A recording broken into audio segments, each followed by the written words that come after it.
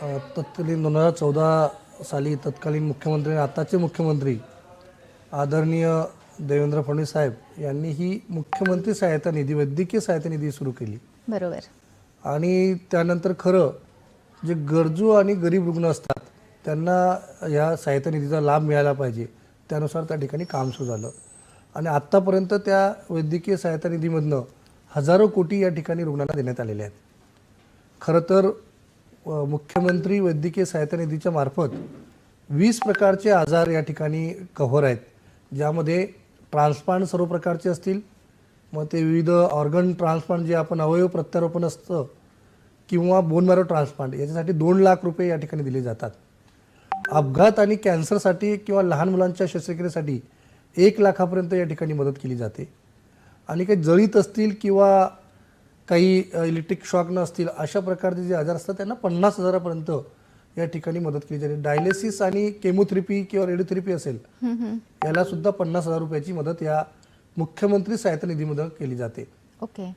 दुसरा एक इतिहास सांगायचा म्हणजे की माननीय जसं देवेंद्रजींनी माननीय मुख्यमंत्री मोदयांनी 2014ला वैद्यकीय मुख्यमंत्री सहायता निधी सुरू केली, त्याचप्रमाणे धर्मदाय रुग्णालयांचं जी निर्धन आणि दुर्बल घटकांसाठी जी योजना होती ओके त्याचं सुद्धा मॉनिटरिंग आणि एज्युकेशन करण्याचं काम विधी न्याय विभाग मंत्री असताना व तसे ते उपमुख्यमंत्री होते त्यावेळेला सुद्धा त्यांनी एक सेल उभा केला. हे सुद्धा दोघी विषय मला असं वाटतं की राज्याच्या हितासाठी, रुग्णांच्या हितासाठी आदरणीय देवेंद्रजींनी सुरू केले आहे. हे 20 प्रकारचे आजार मुख्यमंत्री सहायता निधीमध्ये बसतात. त्यासाठी आपल्याला जो अर्ज करावा लागतो म्हणजे डॉक्टरांचं जे आमच्याकडे जे अंगीकृत रुग्णालय असतील, मुख्यमंत्री सहायता निधीमध्ये आतापर्यंत 3,800 रुग्णालय आहेत ज्यांना आम्ही अंगीकृत केलेले आहे. ओके. त्यांचं जे कोटेशन असेल ते रुग्णाचा रेशन कार्ड, उत्पन्न दाखला, आधार कार्ड. ओके. ॲक्सिडेंट केस असेल तर ती पोलिसांची FIR कॉपी किंवा त्याची NC जी कॉपी असते ती लागते. बरोबर.